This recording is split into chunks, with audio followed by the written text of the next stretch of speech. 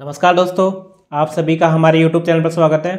दोस्तों, आज मैं कक्षा 6 व 7 के विद्यार्थियों के लिए प्रवाह हिंदी कार्य पुस्तिका में कार्यपत्रक नंबर 71 का संपूर्ण हल लेकर आया हूं, तो आप वीडियो को अंत तक देखिए। दोस्तों, आप लोगों से विनती है, अगर आप हमारे चैनल पर नए हो, चैनल को सब्सक्राइब कीजिए, वीडियो को लाइक कीजिए। कार्यपत्रक 71 है। निम्नलिखित अनुच्छेद को पढ़कर दिए गए प्रश्नों के उत्तर लिखिए। तो शिमला के माल रोड पर जनरल पोस्ट ऑफिस है। उसी पोस्ट ऑफिस के एक कमरे में डाक छांटने का काम चल रहा है। धूप का मजा लेते हुए 2 पैकर्स और 3 महिला डाकिया फटाफट डाक छांटने का काम कर रहे हैं। पिन कोड का पत्र पहुंचाने में खास महत्व होता है। पत्र में शहर के नाम के बाद लिखे अंक को पिन कोड कहते हैं। पिन कोड 6 अंकों का होता है। पुराने समय में कबूतरों के द्वारा संदेश भेजे जाते थे। जब संचार और परिवहन के साधन कम थे, हर कार्य पैदल ही का आम आदमी तक चिट्ठी पहुंचाने का काम करते थे। आज संदेश भेजने के नए नए साधन उपलब्ध हो गए हैं। डाक बांटने में हवाई जहाज, पानी के जहाज और जाने कौन कौन साधन इस्तेमाल किए जा रहे हैं। अब लोग नई तकनीकों जैसे ईमेल आदि से जुड़ गए हैं। अपनी बात कोई भी व्यक्ति तुरंत दुनिया के किसी भी कोने में तक पहुंचा सकता है। पत्र में पिन कोड कितने अंक का होता है? 6 अंकों का। आज हम संचार के कौन कौन से साधनों का प्रयोग करते हैं, लिखिए। Email, mobile, TV, post office.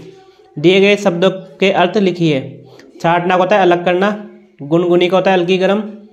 परिवहन का होता है यातायात। हर कार्य का होता है डाकिया। तकनीकी होता है प्राविधिक। ईमेल का होता है इलेक्ट्रॉनिक मेल। बॉक्स में दिए गए शब्दों का प्रयोग कर वाक्य को पूरा कीजिए। जैसे मोबाइल फ़ोन बिना तारों का टेलीफोन है। ईमेल इंटरनेट द्वारा भेजा जाता है। अगर आप किसी को पत्र लिखते हैं तो पते में जानकारी किस क्रम में लिखते हैं? जैसे गली मोहल्ले के नाम, घर का नंबर, राज्य का नाम, खंड का नाम, गांव, कस्बे, शहर का नाम। तो घर का नंबर, गली मोहल्ले का नाम, गांव, कस्बे, शहर, घर का नाम, खंड का नाम, राज्य का नाम। कार्यपत्रक 72 है। दिए गए अनुच्छेद को पढ़कर प्रश्नों के उत्तर दीजिए। चित्तौड़गढ़ शूरवीरों का शहर है जो पहाड़ी पर बने दुर्ग के लिए प्रसिद्ध है। उत्तर भारत के सबसे महत्वपूर्ण किलों में से एक चित्तौड़गढ़ का किला राजपूतों के साहस, त्याग और बलिदान का प्रतीक है। चित्तौड़गढ़ का यह किला राजपूतों की वीरता तथा नारी के अद्वितीय साहस की ढेर सारी कहानियों का गवाह है। चित्तौड़गढ़ मेवाड़ की राजधानी थी। चित्तौड़गढ़ के दुर्ग को विश्व विरासत स्थल घोषित किया गया है। इसे सभी दुर्गों का सिरमौर भी कहा जाता है। यह किला बेडस नदी के किनारे बना है। दुनिया भर से लोग यहाँ के किलों को देखने के लिए आते हैं। तो चित्तौड़गढ़ है शूरवीरों का शहर। चित्तौड़गढ़ राजधानी था मेवाड़ की। चित्तौड़गढ़ किस लिए प्रसिद्ध है? पहाड़ी पर बने दुर्ग के लिए। चित्तौड़गढ़ का किला कौन सी नदी के किनारे स्थित है? बेडस नदी के किनारे। चित्तौड़गढ़ भारत के किस राज्य में? राजस्थान में।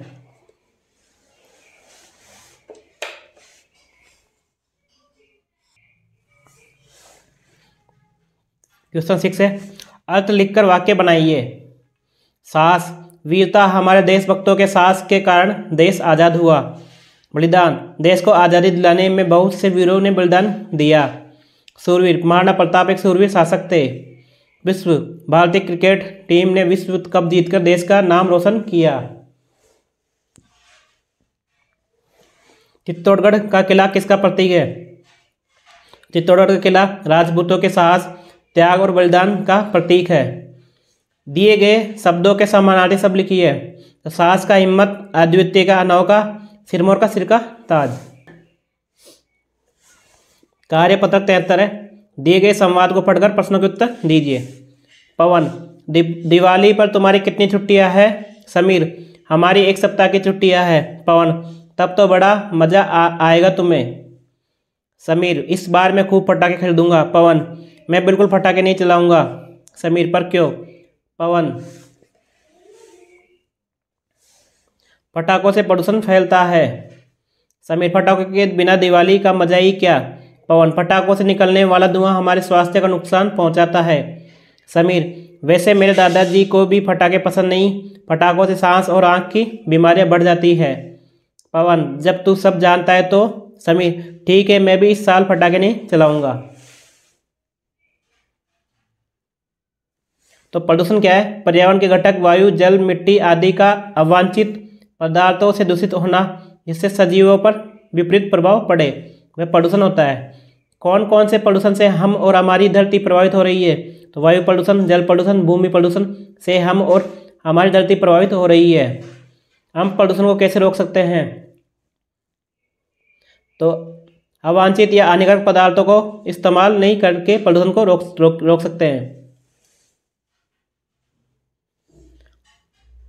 पटाखे बड़े, बूढ़े और बीमार लोगों को कैसे कैसे प्रभावित करते हैं? तो पटाखों से निकलने वाला धुआं बीमार लोगों के स्वास्थ्य को खराब कर देता है। इनकी आवाज़ से कान बहरे हो जाते हैं।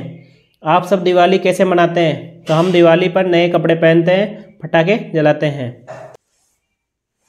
कार्यपत्रक 74 है। निम्नलिखित पद्यांश को पढ़कर दिए गए प्रश्नों के उत्तर लिखिए। सच हम नहीं, सच तुम नहीं, सच है महज संघर्ष ही, ऐसा करो जिससे न प्राणों में कहीं जड़ता रहे, जो भी जहां चुपचाप अपने आप से लड़ता रहे, जो भी परिस्थितियां मिले, कांटे चुभे कलियां खिले, हारे नहीं इंसान, है संदेश जीवन का यही, सच हम नहीं, सच तुम नहीं। तो कवि ने जीवन का सच्चा सच किसे कहा है? संघर्ष को कहा है। चुपचाप अपने आप से लड़ने का क्या मतलब है? गुमसुम या उदास चिंता में डूबे रहना। कांटे और कलियां किसका प्रतीक है? दुख और सुख का प्रतीक है। कवि क्या संदेश देना चाहता है? इंसान दुखों या कष्टों, संघर्षों से कभी नहीं हारे, यह संदेश देना चाहता है। हार सच शब्दों के विलोम शब्द लिखिए। तो हार का जीत, सच का झूठ। ता प्रत्यय लगाकर कोई 4 शब्द बनाइए। सुंदर प्लस था सुंदरता, विशेष प्लस था विशेषता, मधुर प्लस था मधुरता, एक प्लस था एकता।